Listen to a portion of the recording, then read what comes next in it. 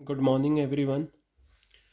Last class में हमने trading procedure on a stock exchange discuss करा था।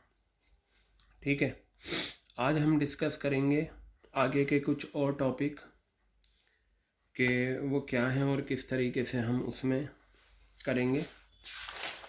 बाकी आपका इसमें ऑलमोस्ट पढ़ना तो सभी कुछ है, कुछ भी हम छोड़ नहीं सकते। और बेटा चलिए देखते हैं, हम ध्यान से देखिएगा आप सभी। सबसे पहले मैं आपको बताता हूँ सेबी। ये आ गया आपका securities and exchange board of India. बेटा मैंने आपको बताया था securities and exchange board of India एक ऐसा बॉडी है जो हिंदुस्तान में शेयर मार्केट को कंट्रोल करती है, सिक्योरिटीज़ मार्केट को कंट्रोल करती है। और मैं आपको बताऊं, जैसे मैंने पहले डिस्कस करा था, हिंदुस्तान में 1992 में एक बहुत बड़ा स्कैंडल हुआ था। वो जो स्कैंडल था वो हर्षद मेहता स्कैंडल रहा है शेयर मार्केट का, जो बहुत बड़ा घोटाला था और उसमें काफ़ी लोग इन्वॉल्व थे। और उस पर एक सीरीज़ भी बनी है, द स्कैम 1992। सोनी पर ये सीरीज़ अवेलेबल है, सोनी लाइव पर। और एक अभिषेक बच्चन की भी बिग बुल करके शायद कोई मूवी आ रही है या सीरीज़ आ रही है इसी पर। तो हर्षद मेहता का जो केस था, ये समझ लीजिए हर्षद मेहता के स्कैंडल के बाद ही सेबी का जन्म हुआ, सेबी वजूद में आया। ठीक है, और वो जो हर्षद मेहता का स्कैंडल उजागर करा था, लाइमलाइट में लाई थी, वो एक जर्नलिस्ट थी, सुचिता दलाल। ठीक है, ये टाइम्स नाउ की, टाइम्स ऑफ इंडिया की फाइनेंशियल जर्नलिस्ट थी। उसने ये उजागर करा था कि ये हर्षद मेहता का जो स्कैम है, स्कैंडल है, ये बहुत बड़ा स्कैंडल है। उसी के बाद सेबी का जन्म हुआ। तो आज हम देखेंगे कि सेबी क्या है, सेबी के क्या काम हैं और सेबी करता क्या है। तो देखिए बेटा, सबसे पहले securities and exchange board of India, ये सेबी की फुल फॉर्म है, जैसा कि आपको पता है। रेगुलेटरी बॉडी है, ठीक है, for investment market in India. India में जो भी पैसा आप इन्वेस्टमेंट करते हैं, ठीक है, उससे रिलेटेड जो भी कानून बनते हैं, जो डिसिप्लिन है, जो पनिशमेंट है, वो सब सेबी बनाती है। सेबी का जो मेन मकसद है वो ये है कि इन्वेस्टर वो लोग होते हैं जो शेयर मार्केट में पैसा लगाते हैं, और जब वो शेयर्स ख़रीद लेते हैं तो वो शेयर होल्डर बन जाते हैं। क्लियर हो रही है बात? जैसे मान लो मैं सोच रहा हूँ भाई मेरे पास पैसा है, मैं इसे शेयर मार्केट में लगा दूं, क्योंकि वजह पता है क्या है? शेयर मार्केट एक ऐसी मार्केट है जो रातों रात आपको अर्श पे ले जाएगी और रातों रात फर्श पे आ जाएगा इंसान। अदरवाइज किसी और चीज़ में इतनी जल्दी फ़ायदा नहीं हो सकता। अगर एक इंसान ये सोचे मेरे पास 1 करोड़ रुपए है, मैं सोने में इन्वेस्ट कर दूं, आज सस्ता सोना ख़रीद लूं, आगे चलकर महंगा हो जाएगा, बेच दूंगा, इट विल टेक टाइम, इसमें टाइम लगेगा बेटा। क्लियर हो गई बात? इसी तरीके से आप अगर ज़मीन ख़रीदते हो 1 करोड़ रुपए की, तो कई साल लगेंगे उसकी वैल्यू बढ़ने में। ठीक है, सिमिलरली अगर आप शेयर मार्केट में अपना पैसा इन्वेस्ट करते हैं, आज 1 करोड़ रुपए लगाएंगे तो हो सकता है 1 महीने के अंदर वो आपके 2 करोड़ हो जाएं, क्योंकि शेयर मार्केट बहुत अनसर्टेन होती है। ठीक है, सेकंड मिनट मतलब सेकंड में प्राइस ऊपर नीचे आते रहते हैं। शेयर मार्केट का सीधा सा फंडा है, आप शेयर्स ख़रीदें, जितने रेट में आपने शेयर्स ख़रीदे हैं अब इंतज़ार करें, देखते रहें रोज़ाना आपके शेयर का प्राइस बढ़ रहा है या नहीं। अगर मान लो आपने कोई शेयर 150 रुपये का ख़रीदा, अब अगर आप कोई शेयर 150 का ख़रीदते हैं, मान लो आपने 400 शेयर्स ख़रीदे, 150 का ख़रीदा है, अब आप कोशिश यही होगी कि ये शेयर 150 रुपये से ज़्यादा में बिके। तो आप क्या करें, ऑनलाइन चेक करते जाएं। ठीक है, सारा ट्रेंड कहाँ जा रहा है, बुल मार्केट है, बियरिश मार्केट है, सेंसेक्स कहाँ जा रहा है, निफ्टी कहाँ जा रहा है, ये सारी चीज़ें देखेंगे। तो अगर 150 रुपये से ऊपर का रेट है, मान लो आपने अभी आपका रेट है 180 रुपये, जो शेयर का प्राइस मार्केट में, आपने कहा अगर मैं 8% 180 रुपये में शेयर बेच दूं तो मुझे 30 रुपये का फ़ायदा हो जाएगा। अच्छा, ज़रूरी नहीं जो आपकी होल्डिंग है आप सारे बेचें। अगर आपके पास 400 शेयर्स की होल्डिंग है तो ज़रूरी नहीं आप 400 बेचें, आप 200 300 50 100 जितने बेचना आप बेच सकते हैं। आपने कहा नहीं, I will wait more time, अभी 180 है और बढ़ने दो। तो फाइनली आखिर में आपने कुछ टाइम के बाद ये डिसाइड करा, जैसे ही मैं 430 रुपये में बेच दूंगी अपना शेयर। मान लो उस वक्त चल रहा है 350 रुपये चल रहा है।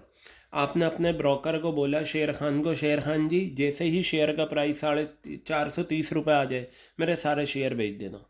तो अब वो क्या होगा, वो एक लगा देते हैं उसमें सिस्टम, जैसे ही क्लिक होगा 430 रुपये आएगा, बेच देंगे। अब उसमें कितना भी टाइम लगे। क्लियर हो गई बात। ये चलता है शेयर मार्केट में। शेयर का प्राइस ज़रूरी नहीं आपने 150 रुपये का ख़रीदा, बड़े कम भी हो सकता है, 30 रुपये भी आ सकता है, 40 रुपये भी आ सकता है। जो हर्षद मेहता का स्कैम था उसमें हुआ क्या था, एकदम से शेयर का प्राइस बहुत शूट अप करा था। हर्षद मेहता ने जो शेयर 200 रुपये के ख़रीदे थे, कुछ ही टाइम में वो एक शेयर का प्राइस 9,000 8,500 9,000 रुपये पहुँच गया था। लेकिन उसके बाद जब मार्केट फॉल हुई तो वो बिल्कुल कंगाल हो गया था, और उसकी पूरी कहानी है उसमें। तो बेटा क्या हुआ था, फिर सेबी ने जन्म लिया था, और सेबी ने कहा था कि हम ऐसे कानून बनाएंगे जो मेन इन्वेस्टर हैं, उन्होंने जो पैसा लगाया है हम उसकी देखभाल करेंगे, हम उनके साथ धोखा होने नहीं देंगे। तो सेबी क्या है, एक रेगुलेटरी बॉडी है। जैसे आपको पता है, मैंने बताया था, बार काउंसिल ऑफ इंडिया है, मेडिकल काउंसिल ऑफ इंडिया है, जैसे सीए का प्रोफेशन है, अकाउंटिंग का the institute of chartered accountants of India है, ICAI। इसी तरीके से सेबी होती है। अब पर्पज़ ये है, सेबी का मकसद क्या होता है, तो बताया सेबी का जो ऑब्जेक्टिव होता है वो क्या था। सेबी इस वजह से बनाई गई थी, हालांकि रीज़न तो वही था, हर्षद मेहता के स्कैम के बाद इसे लाया गया, लेकिन इसका जो पर्पज़ है वो क्या है, to protect the interest of investors.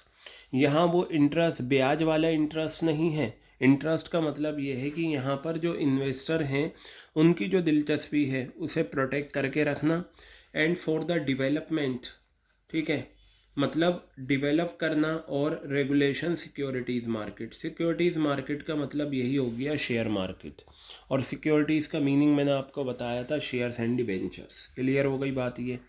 तो ये सेबी का क्या है, डेफिनेशन है, और ये ऑब्जेक्टिव है। बेटा अब ज़रा हम देखते हैं सेबी के फंक्शंस, और फिर हम आ जाएंगे सेबी के ऑब्जेक्टिव्स पे। तो ज़रा देखते हैं सेबी के फंक्शंस क्या हैं, यानी कि सेबी क्या क्या काम करता है। क्लियर हो गई बात। तो देखते हैं, 3 फंक्शंस बताए गए सेबी के। एक तो होते हैं रेगुलेटरी फंक्शंस, एक होते हैं प्रोटेक्टिव फंक्शंस, और एक होते हैं डेवलपमेंट फंक्शंस। एक एक लाइन के हैं, लेकिन सारे पॉइंट्स आपको याद रखने हैं, क्योंकि एग्ज़ाम में स्टोरी टाइप क्वेश्चन जब आता है तो आपको ये वहाँ पर आइडेंटिफाई करना होगा। क्लियर हो गई बात। अब बेटा हिंदुस्तान में काफ़ी चेंजेस आए with the passage of time and increasing technology day by day. What happen, dealing in securities has been done through online process. ठीक है, पहले ये होता था कि ऑफलाइन में शेयर्स वगैरह ख़रीदे जाते थे, अब सब कुछ ऑनलाइन।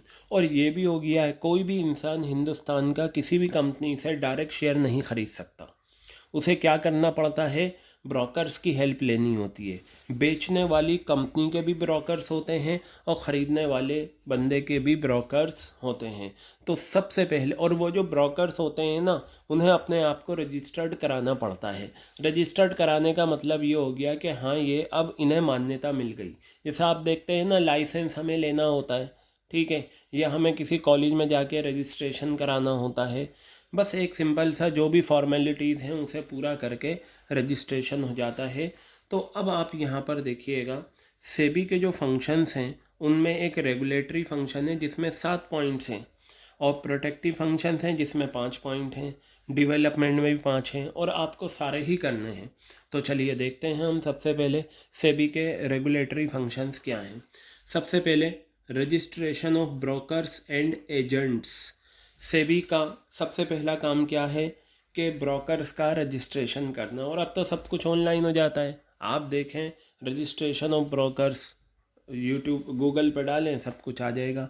तो पहला काम सेबी का जो है वो क्या है, ब्रोकर्स का रजिस्ट्रेशन करना, ये आपका आ गया इट है। ये यहाँ सेबी कर लो, ठीक है। सेबी रजिस्टर्स ब्रोकर्स, सब ब्रोकर्स और other players in the market. Other players में अंडर राइटर्स होते हैं, कमीशन एजेंट होते हैं और बहुत सारे लोग होते हैं। इन सब का रजिस्ट्रेशन सेबी करता है। बस सिंपल सी डेफिनेशन ये थी इस पॉइंट की। आगे, registration of collective investment schemes and mutual funds. Mutual funds क्या होते हैं हम आगे वो देखेंगे। बस सिंपल सा ये लिख रखा है, it registers collective investment schemes and mutual funds. Clear हो गई बात।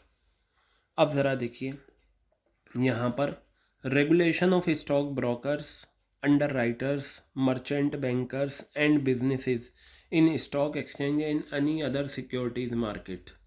रेगुलेट करना मतलब इनको लेकर चलना, इनके लिए कानून बनाना, ठीक है। ये सारे काम कौन करता है?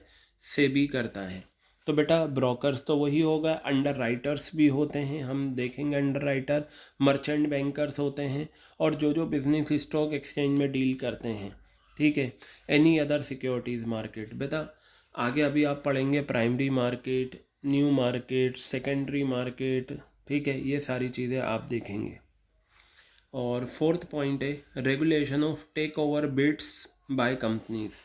जो कंपनी बोली लगाती हैं उन्हें रेगुलेट करना, उन पर नज़र रखना, क्योंकि शेयर मार्केट क्या है, एक बिडिंग प्रोसेस ही रहा है शुरू से। पांचवा पॉइंट आ जाता है लेविंग ऑफ फीस। ये पॉइंट इंपॉर्टेंट है, इससे स्टोरी टाइप क्वेश्चन कई बार बन चुके हैं। क्या है? इट लेवीज फीस, यानी कि सेबी जो है इम्पोज, लेवी का मतलब होता है इम्पोज, ये वर्ब है लेवी। लेवी का मतलब इम्पोज करना। सेबी क्या करती है? इम्पोज करती है फीस और other charges for carrying out the purposes of the act. SEBI act बना हुआ है, अगर कोई स्टॉक एक्सचेंज या कोई भी ब्रोकर या कोई भी person terms and condition violate करता है तो क्या होगा? सेबी उस पर फीस या अदर चार्जेस लगाएगी। बाकी आ जाता है sixth point, inspection and inquiries. It undertakes inspection and conduct inquiries and audit of stock exchange of stock market. Hindustan में बेटा बहुत सारे स्टॉक एक्सचेंज है। बहुत सारों का मतलब ये नहीं 1,00,000, 2,00,000, करोड़। हर स्टेट में कम से कम एक स्टॉक एक्सचेंज है, लेकिन सारे स्टेट्स में नहीं है। जैसे दिल्ली का जो स्टॉक एक्सचेंज है वो DSE है, दिल्ली स्टॉक एक्सचेंज, जिसका ऑफिस आपने देखा होगा तुर्कमान गेट के पास है। इसी तरीके से मुंबई का है बॉम्बे स्टॉक एक्सचेंज। क्लियर है बात। तो सेबी करता क्या है? इंस्पेक्शन करता है, जांच करता है, इंक्वायरीज कंडक्ट कराता है और ऑडिट, उनके अकाउंट्स की, उनकी सारी वर्किंग की ऑडिट की जाती है स्टॉक एक्सचेंज की, कि ये कहीं धोखा तो नहीं कर रहे। बाकी बताया। सेवंथ पॉइंट है performing and exercising powers. SEBI को कुछ पावर दी गई हैं सेबी एक्ट के थ्रू, ठीक है। तो सेबी वो पावर, वो एक्सरसाइजेस परफॉर्म करता है। बताया इट परफॉर्म, सेबी परफॉर्म करता है एंड एक्सरसाइज सच पावर्स, उन पावर्स को जो उसे दी गई हैं securities contracts act 1956 as have been delegated to it by government of India. और गवर्नमेंट ऑफ इंडिया ने इसे डेलीगेट करा है ये सारी चीज़ें। तो आप इनकी जो मेन पॉइंट्स हैं उन्हें याद रखो। देखिए 2 पॉइंट तो रजिस्ट्रेशन से रिलेटेड हैं, ये दोनों रजिस्ट्रेशन से रिलेटेड हो गए, ये दोनों रेगुलेशन से रिलेटेड हो गए। क्लियर हो गई बात ये। तो ये थे रेगुलेटरी फंक्शन। एक होता है प्रोटेक्टिव फंक्शन। प्रोटेक्ट का मतलब होता है बचाना, इन्वेस्टर्स को बचाना है, क्या क्या धोखा उनके साथ हो सकता है, तो वो चीज़ें हैं, ठीक है। चलिए देखिए, these functions are perform by SEBI. SEBI protective function perform करता है, क्यों? क्योंकि इन्वेस्टर्स के इंटरेस्ट को बचाना है और उन्हें सेफ्टी प्रोवाइड करनी है उनके इन्वेस्टमेंट की, यानी कि उन्होंने जो शेयर मार्केट में पैसा लगाया है कहीं वो डूब ना जाए, इससे रिलेटेड सेफ्टी देनी है। क्लियर है। तो मेनली आपके जो प्रोटेक्टिव फंक्शंस होते हैं वो क्या हैं वो हम देखते हैं। तो बेटा प्रोटेक्टिव फंक्शन में सबसे पहला आता है SEBI checks price rigging. Price rigging क्या होता है मैं आपको बताऊं। पहले ये होता था सिक्योरिटीज़ के प्राइसेस में, जैसे हर्षद मेहता है या उससे पहले, शेयर के प्राइसेस को मैनिपुलेट किया जाता था, जिससे क्या होता था शेयर के प्राइस बढ़ते थे, कम होते थे, और इससे इन्वेस्टर्स को बहुत ज़्यादा नुकसान होता था। तो यहाँ पर बताया प्राइस रिगिंग का मतलब होता है manipulating the prices of securities. आप सिक्योरिटीज़ के प्राइस को मैनिपुलेट कर दो। सिक्योरिटीज़ का मतलब शेयर्स लीजिए आप, और मकसद क्या है मैनिपुलेट करने का? इन्फ्लेट यानी कि प्राइस को बढ़ाना है, या मार्केट को डिप्रेस करना है, सिक्योरिटीज़ के प्राइसेस को डिप्रेस करना है, कम करना है, और इन्फ्लेट करना है, बढ़ाना है। तो इससे होता क्या था कि जो इन्वेस्टर जिन्होंने पैसा लगा रखा है, अच्छा ये करता कौन था? इंटरनल लोग जो होते हैं वो करते थे ये। सेबी प्रोहिबिट, सेबी ने रोका इस प्रैक्टिस को, क्योंकि इससे क्या होगा, जो इन्वेस्टर हैं उनके साथ चीट होगा, उनके साथ फ्रॉड होगा। क्लियर है? तो प्राइस रिगिंग का सिंपल सा मतलब होता है कि शेयर के प्राइसेस को, सिक्योरिटीज़ के प्राइसेस को मैनिपुलेट कर देना। ठीक है, मैनिपुलेट का मतलब बढ़ाना, घटाना, ठीक है, शेयर के प्राइसेस को, और इससे नुकसान किसका होता है? जनरल इन्वेस्टर का, जिन्होंने अपना पैसा लगा रखा है। क्लियर हो गई बात ये? आगे बताया सेबी प्रोहिबिट्स इनसाइडर ट्रेडिंग। बेटा इनसाइडर ट्रेडिंग क्या होती है मैं आपको बताता हूँ। जैसे फॉर एग्ज़ाम्पल मान लीजिए ये एबीसी कंपनी है, ठीक है। एबीसी कंपनी जो है अपने शेयर्स इशू करती है जनरल पब्लिक को। शेयर्स इशू करे जनरल पब्लिक को, ये रहा, पब्लिक को इशू करे। जो भी प्राइस मार्केट में चल रहा है वो है, ठीक है। अब मान लो एबीसी कंपनी का इस वक्त जो शेयर का रेट है वो है 150 रुपये, ठीक है। तो लोगों ने कहा नई कंपनी है, अभी ये इतना इसके शेयर का रेट बढ़ेगा नहीं, तो हम इसमें पैसा इन्वेस्ट नहीं करते। कुछ लोगों ने ख़रीद रखे हैं। क्या हुआ, एबीसी कंपनी के डायरेक्टर के पास कुछ कॉन्फिडेंशियल इन्फॉर्मेशन है। क्या है? कॉन्फिडेंशियल इन्फॉर्मेशन है, ठीक है। उन इन्फॉर्मेशन की बेसिस पर डायरेक्टर को पता है कि आने वाले कुछ ही टाइम में, मान लो 20-25 दिन में, ये एबीसी कंपनी का शेयर जो है 150 रुपये से 1000 रुपये पहुँच सकता है। क्या होगा? 1000 रुपये पहुँच जाएगा। अब ये जो इंटरनल बात है, कॉन्फिडेंशियल बात है, ये डायरेक्टर को पता है, जनरल पब्लिक को नहीं पता। जनरल पब्लिक तो ये सोच रही है कि एबीसी कंपनी नई है मार्केट में, इस कंपनी में पैसा ना लगाया जाए, हमारा पैसा डूब सकता है, ठीक है। लेकिन ये बात डायरेक्टर को पता है, और डायरेक्टर ने क्या करा, अपने फैमिली मेम्बर्स को, ठीक है, फैमिली मेम्बर्स को बताया कि भाई एबीसी कंपनी के शेयर्स ख़रीदो। रिलेटिव्स को बताया, फ्रेंड्स को बताया, मतलब इसके इनके जितने भी जानने वाले थे डायरेक्टर के, सबको बता दिया भाई शेयर्स ख़रीद लो एबीसी कंपनी के। इन लोगों ने शेयर्स ख़रीद लिए एबीसी कंपनी के। किस रेट में? 150 रुपये में, ठीक है। 150 का ख़रीद लिया। अब क्या हुआ, 20-25 दिन के बाद वही हुआ जो कॉन्फिडेंशियल इन्फॉर्मेशन में था, 1000 रुपये शेयर का प्राइस। अब जो जनरल पब्लिक थी, जिनके पास थोड़े बहुत थे, उनके तो मज़े आ गए, उन्होंने ख़रीदा 150 रुपये में था, अब 1000 में बेच देंगे। लेकिन जो जनरल पब्लिक थी, जिन्होंने नहीं ख़रीदा था, वो एकदम से उन्हें धक्का लगेगा कि काश हम ख़रीद लेते तो हमें भी फ़ायदा हो जाता। लेकिन ये बताओ, ख़रीदा 150 रुपये का किसने? इन मेंबर्स ने। लेकिन अब ये बिकेगा कितने में? 1000 रुपये में। तो एक शेयर पे 850 रुपये का फ़ायदा हुआ। लेकिन ये जो 850 रुपये का फ़ायदा हुआ है, ये किसे हुआ है? जो डायरेक्टर के रिलेटिव, फैमिली मेम्बर, फ्रेंड्स थे। तो जनरल पब्लिक के साथ तो धोखा हुआ। बेटा इसे बोलते हैं इनसाइडर ट्रेडिंग।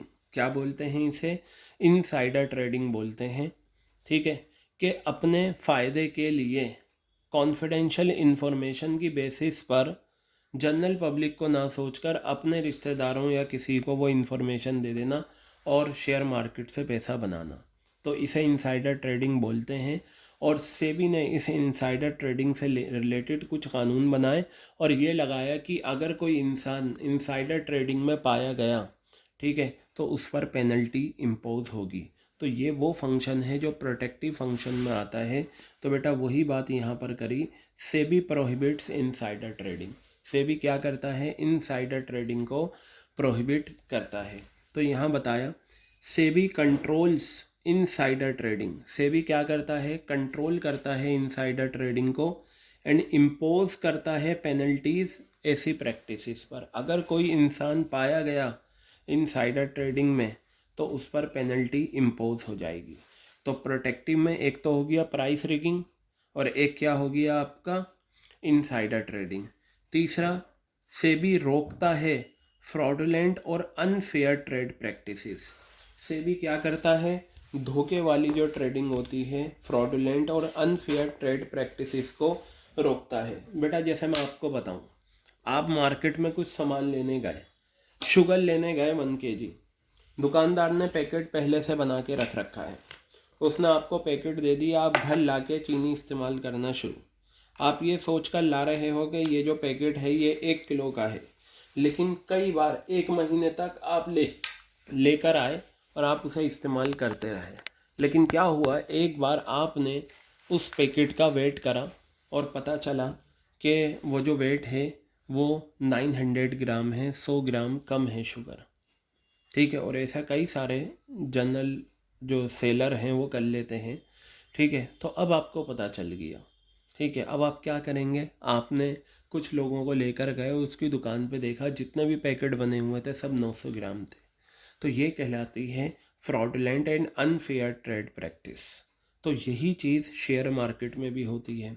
तो सेबी ने क्या करा, सेबी ने ये कहा जी देखो, SEBI does not allow companies, SEBI ने बिल्कुल भी अलाउ नहीं करा कंपनीज को टू मेक मिसलीडिंग स्टेटमेंट्स, गलत स्टेटमेंट दें और मैनिपुलेशंस करें, जो सही चीज़ है वो बेचें। आपने देखा होगा मार्केट में होता क्या है, मिसलीडिंग स्टेटमेंट बहुत आते हैं, कहते कुछ है होता कुछ है, लेकिन हम भी आंखें बंद करके बस क्या करते हैं, भरोसा कर लेते हैं। आपने देखा ही होगा, ऐड आप देखते हैं न्यूज़पेपर में, आप देखते हैं कई सारे ऐड आते हैं। ठीक है, सबकी पसंद निरमा, दूध सी सफ़ेदी निरमा में आए, रंगीन कपड़ा भी खिल जाए, लेकिन ऐसा नहीं होता। ठीक है, और बहुत सारे एडवर्टीज़मेंट आते हैं, मिसलीडिंग इन्फॉर्मेशन देते हैं।